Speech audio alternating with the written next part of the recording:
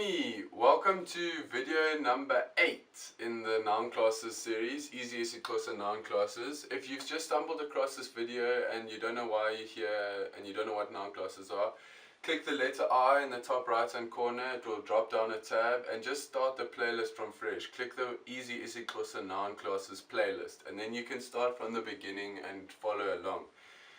Okay. And just do that now rather than just watching this video. It won't make much sense to you, but thanks for clicking on the video anyway.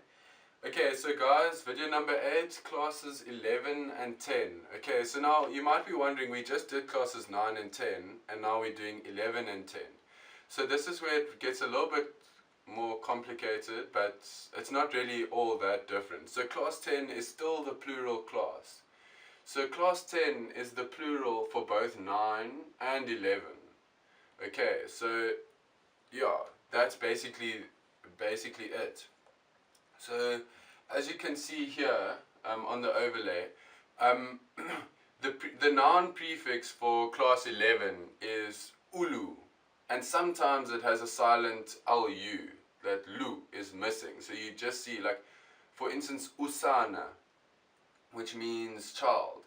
It's not said fully like ulusana.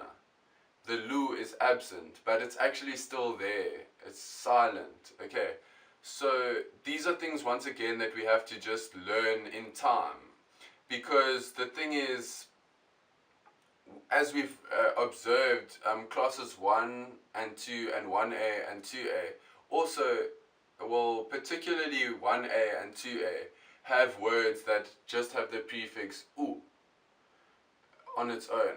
Like classes 1 and 2, there's so you can see the m is there, so you know it's not class 11.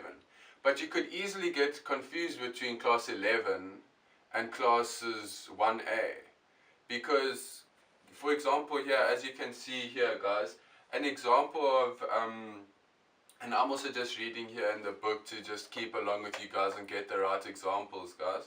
So, for example, these words like ulwimi, ulwandle, undwendwe, unwele, like I said earlier, usana, which means baby.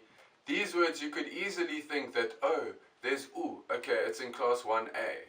Therefore, the plural must be olwimi, osana, but it's not, guys. So the plural is different, and these are just words that you need to learn. It comes with practice, and you know that, like, through repetition you will remember, and your instincts will be solidified. So you'll know, like, if you say, instead of saying, like, for example, let's go back to the usana example, and the plural of usana is intana.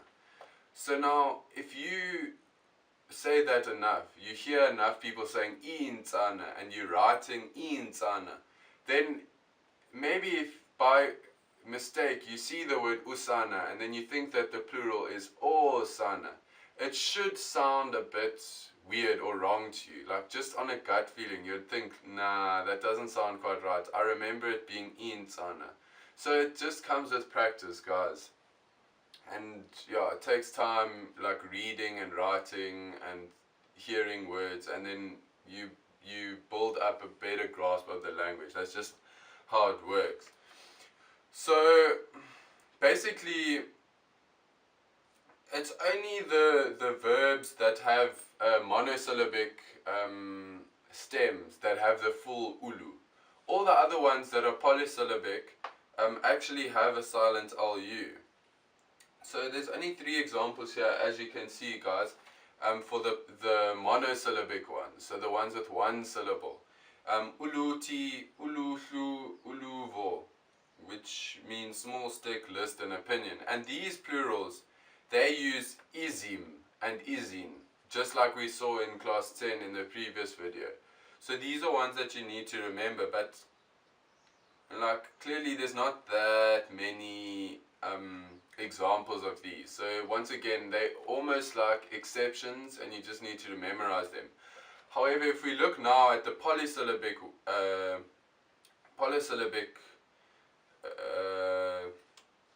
words, you can see that there's no lu, it's just u. like I've just said earlier, ulwimi, ulwandle, undwendwe. We can even go at the bottom, uvavanyo, ufudo, upondo. Now the plural for these guys, as we can see, has all the examples of the plurals from class 10 in the previous video. So some it's e on its own, just a double I. Sometimes it's in, and sometimes it's im. So there's those three different variations that we need to keep an eye out. So let's just look at each one, like an example of each of those three variations. So like for ulwimi, which means language, the plural is ilwimi, which means languages, obviously.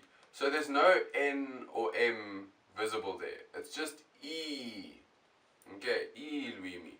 Now one with an N would be like, for example, usana goes to insana. Okay, so yeah, there's also some changes there. For example, the T is incorporated. Insana. It's not insana. It's got a T. So those examples you can see here, guys, there's a few examples where a T is added as well. So I suppose that's a visible difference here. So for usiba, usapo, ushobo, usuku, they've all got that T added. So it's insana, insimba, insapo, inchobo. So these are things like actually now, like while I'm doing it, I'm actually learning this. Because I know usapo means family. And I know that it's in class 11. Because I know that it's got a silent LU. But I actually wasn't completely aware that the plural is insapo. Because I haven't really used that word a lot. So I'm also learning, guys, as we go along, and this is just about trying our best to learn.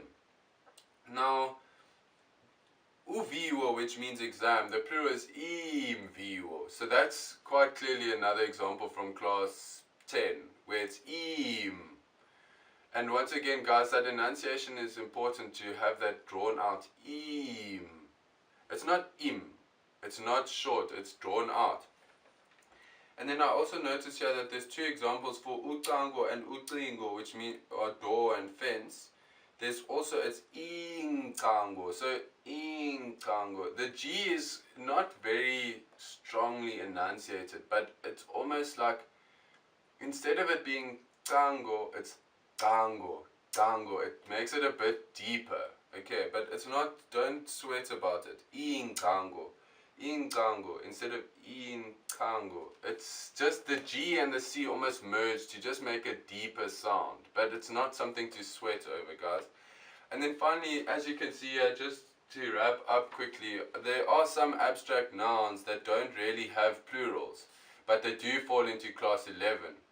Like usizi, uncedo, umona. So you can see sorrow, help, and jealousy. Okay, you don't get plurals. You don't get lots of sorrows or like lots of helps or lots of jealousies. Okay, I suppose community, uluntu. You would think maybe that there's like a plural for community, but maybe this is the uluntu is the abstract noun, and then there's another word for a different community. And yeah, that's pretty much it, guys. So yeah, I see there's also this one, formed from vowel verbs. So onwabo, these are also more abstract nouns, and the only difference is that they don't have ulu or u. There's just ul. So it's ulonwabo, uloyiso, which means happiness and victory. Okay.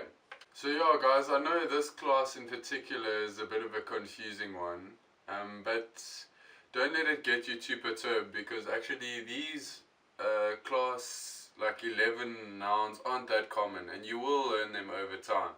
And at the end of the day, if you make a few mistakes when it comes to the prefixes, it's not the end of the world, because the stem is still there. So if you say, like for example with usapo, and then you say o sapo, like the person that's listening or reading what you're writing is still gonna see sapo, so they will know, you know, what you're trying to say at the end of the day. No one's expecting perfection, but as you learn, you will get better and memorize these things more, and that's just part of any skill, really.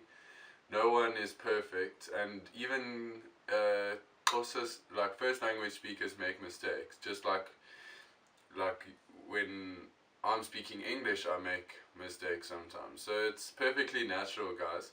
So yeah, please subscribe, guys. Just hit the red button below this video, and then, or if you're on a desktop, then you can click the logo in the bottom right hand corner of the video. Yeah, guys, if you have, and after you've done that, then there might be a little there will be a little bell symbol that appears. So click that if you'd like, and you'll get notified by email, or even when you log on to YouTube, there will be a notification to say that Happy Healthy Honest Human has uploaded a video. So yeah, guys, just do that to keep up to date. It will just remind you, so that you, even if you forget about these tutorials for a while, it might just spark your interest again. And then finally, guys, if you have any questions or suggestions, just scroll down, keep scrolling down past the suggested videos to the comment section, and just fire away, guys. I'll get back to all of you guys. And if you enjoyed it, then hit the like button, just to spread some positivity. Okay, so yeah, guys, shot and blessings to you. All the best on your journey. Peace.